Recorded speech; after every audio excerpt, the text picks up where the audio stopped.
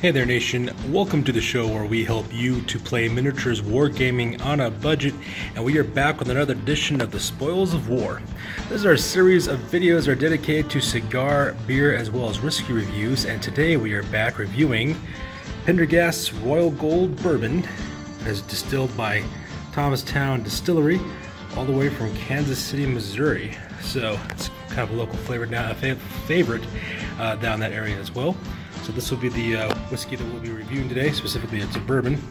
And as always, this is dedicated to my brother in arms who's across the ocean right now fighting for our freedoms in Iraq. So big Puka, if you're watching this, buddy, this one is dedicated to you. So we're going to talk about this whiskey in particular, talk about the bourbon, pretty much the history of the product, a little bit about the company that makes it, as well as some of the profiles and stuff about it. And then we'll move on with the tasting of it, and then we'll, carry on with the review. So that being said, ladies and gentlemen, let's go and start talking about this product. Alright, first of all, let's go and talk about the bottle itself real quick. As you can see, it's a very eye-catching bottle. In fact, I'll admit it, I was actually kind of a shallow drinker at first. The first thing that caught my attention about this bottle was the actual label itself. So you can see it's got like a great Gatsby vibe going on here. It's got a lot of Art Deco design motifs going on. So you can see they got the black and the gold there. It says Pendergast Royal Gold, cast finish bourbon. As it's in the bottom of the label here, it's 90 proof and at 45% alcohol per volume. It is a bourbon, so because of that, it has all the qualities that, of course, will have a bourbon. Definitely love the label up here on the top. It was made by a company called Thomastown Distillery. In fact, if we were to flip it over here, take a look at the label, you can see that's where it's actually labeled. Once again, a really cool Art Deco motif as well. There's also some literature in the back here, so let's go and talk about that real quick. If you zoom in, it says, until he could fire up his own still, the country's most corrupt political boss, King Tom Pendergast, procured the finest bourbon. He bottled it, trademarked the brand name, and sold Royal Gold to a thirsty public. In the same spirit and the same name represents Pendergast Royal Gold Bourbon. We couldn't have bribed anyone to make it taste this good.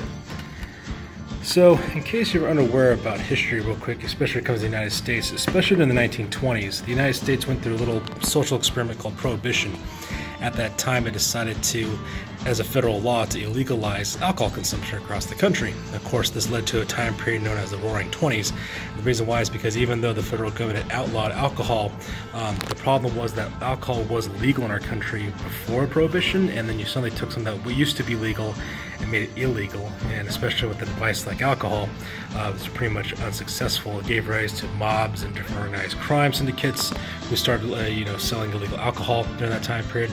There's also the time period too where people were going to places called speakeasies, which are basically just secret underground bars, and they were drinking.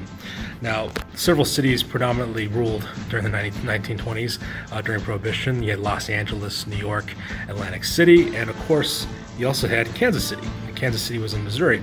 And the reason why is because Kansas City is a port town. It sits right there along the Missouri River. And so because its location as a port, in many cities that are originally ports or railroad hubs or anything of that nature, usually become really involved in, illegal alcohol smuggling during the time period for obvious reasons. Because, it's along a network of rivers and you can ship illegal alcohol up and down the rivers.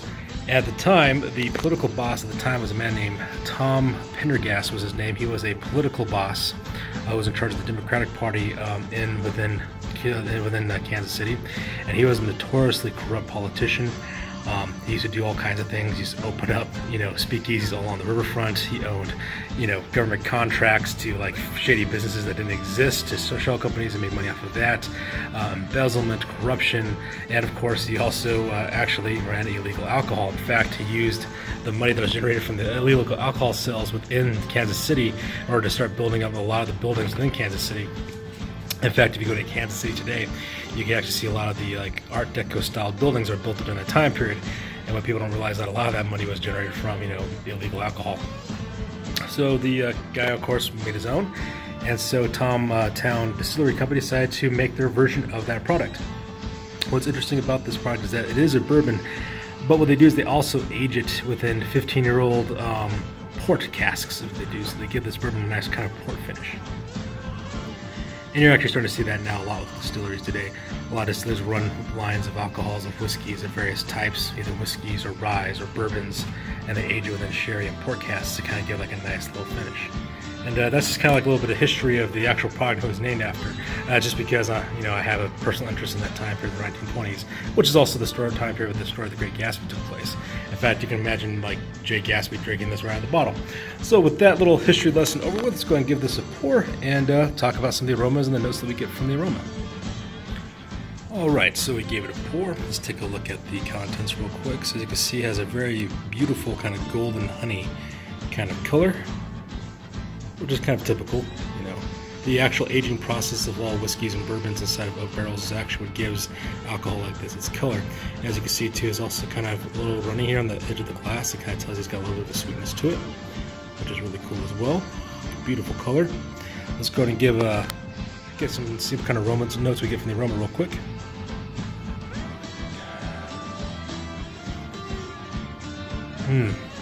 Very much a very strong kind of vanilla honey aroma, which is to be expected because, after all, this is a bourbon, so bourbons usually have a really strong vanilla kind of note to it, and that's because of the corn that they actually add into the mash bill. Let's go ahead and give some more scent here.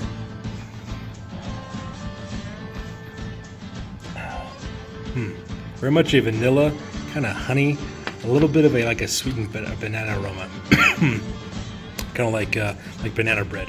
Like if someone was to take like a fresh loaf of banana bread with some honey inside of it and baked it, this is what kind of has that nice aroma to it. So that's the aromas we get off of it. So with all the thing you got to do now is give it a sip and give it a try. So that being said, cheers. All right.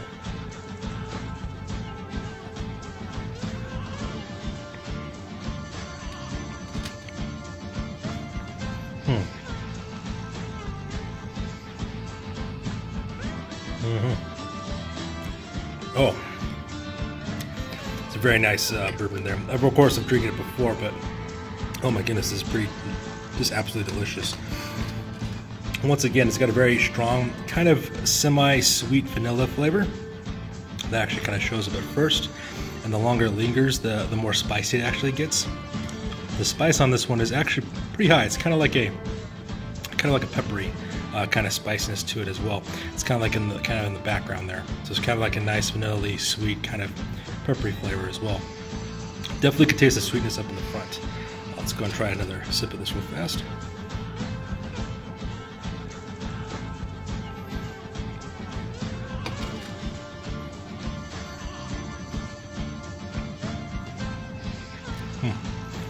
Also very nice, very smooth as well, with a very nice smooth finish.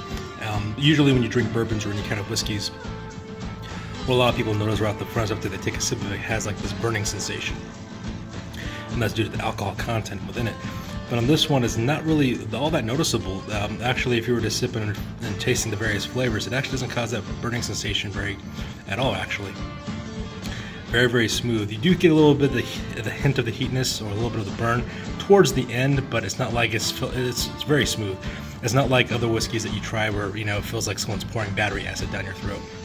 It's nothing like that at all. It's very, very smooth, very aromatic as well. In fact, even after taking that sip, you kind of still get the hints of the vanilla. Yeah, a little bit of the vanilla in there as well. Same thing with that honey flavoring as well. So far, very, very delicious. So we'll take one last sip and finish up the review.